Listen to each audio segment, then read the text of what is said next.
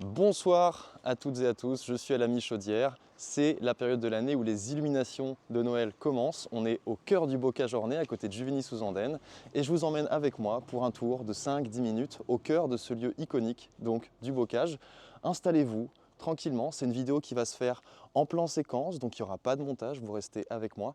Si vous voulez mettre une petite musique en arrière-plan, n'hésitez pas, on est parti pour 5-10 minutes de découverte au cœur de cet endroit iconique du bocage. C'est parti.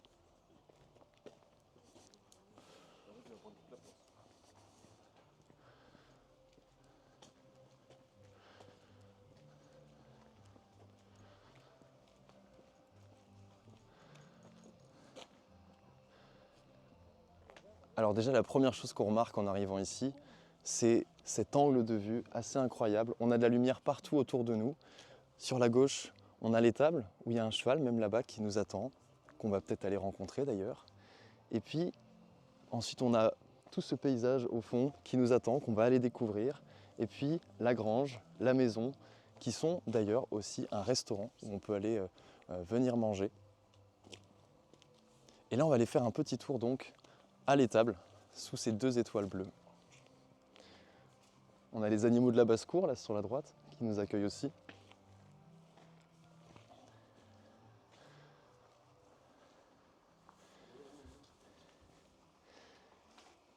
Et donc, on peut faire connaissance avec les chevaux de la Michaudière, à savoir que c'est un lieu avec beaucoup d'animation. En fait, lorsque les beaux jours reviennent, il y a des spectacles équestres ici avec donc, plusieurs numéros de voltige avec des chevaux de trait, et qu'on peut venir ici. Alors là, ils sont en vacances, on va dire, à l'hiver. Et ça a l'air d'aller, hein. Ils ont l'air plutôt sereins.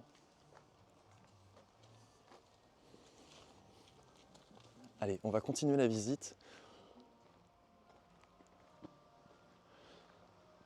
Tout à l'heure, quelqu'un faisait remarquer que le Père Noël allait avoir un petit peu de mal à passer par la cheminée, parce que visiblement le traîneau est juste à la sortie.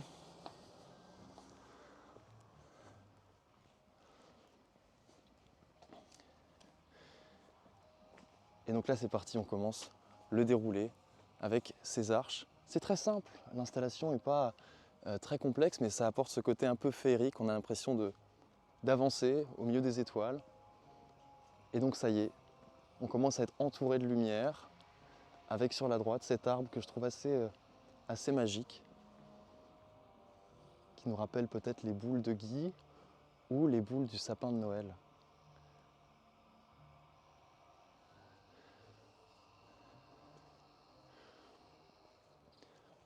Alors il y a plusieurs genres qui se mélangent ici. Des installations artistiques comme ce fermier là sur la gauche avec sa brouette dans un style que vous verrez si vous... Alors le but c'est que vous veniez jusqu'ici évidemment, hein. On est là pour découvrir en détail. Ce que vous voyez à l'image c'est que 5% de l'expérience, mais ça me tenait à cœur de vous la partager pour que vous compreniez à quel point on a à manger, on a à voir ici quand on vient.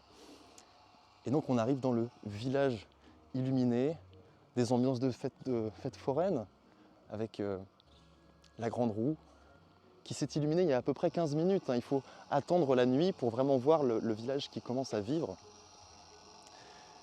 Et donc ça amène tout de suite une certaine ambiance avec les chevaux dessus. Il a été élu sapin de platine, le plus beau motif, probablement l'une des installations qui a reçu une décoration, une récompense pour son originalité.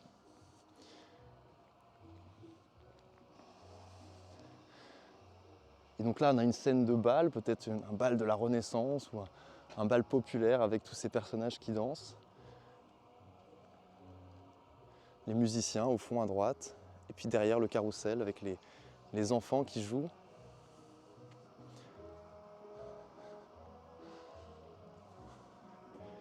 Et on va s'arrêter quelques instants sur ce motif ici que je trouve vraiment beau et même inspirant pour peut-être une création future.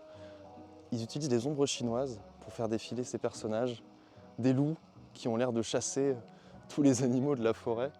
Et je trouve que c'est peut-être l'une des installations avec le plus de poésie ici, parce que tout est suggéré et ça amène une atmosphère qui contraste bien avec tous ces différents décors qui ont été installés ici.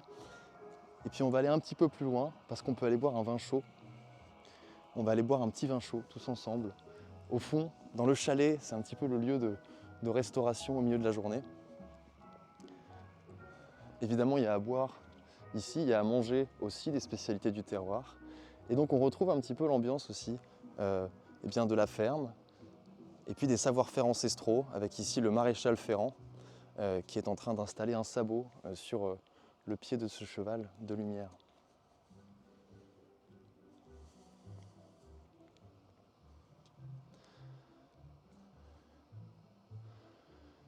Quand on se balade à la Michaudière, on découvre des savoir-faire donc historiques de ce territoire, avec aussi des installations plus créatives, plus artistiques, comme ce concert de fourmis qui nous accueille avec la musique qu'on peut presque entendre, si on l'imagine un peu. C'est assez déjanté, j'aime beaucoup.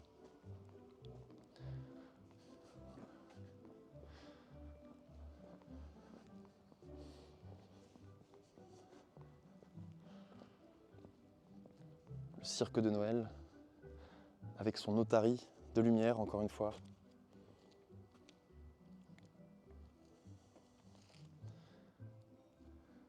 Et en arrière-plan, je ne sais pas si vous allez l'entendre, mais ça y est, c'est les chants de Noël. On va aller voir du coup cette scène là, juste ici, qui est assez impressionnante. C'est ici qu'ont lieu les spectacles donc à la Michaudière. C'est là qu'on voit les chevaux entrer en action avec leurs cavalières. Et dans ce spectacle, ils ont recréé une scène. Ils ont appelé ça la scène d'autrefois, avec les chants de Noël en arrière-plan. Et voilà. On arrive sur une grande esplanade où on peut imaginer les chevaux qui arrivent en détalant. Et puis devant nous, cette scène, avec un tracteur ancien, une charrette, un moulin.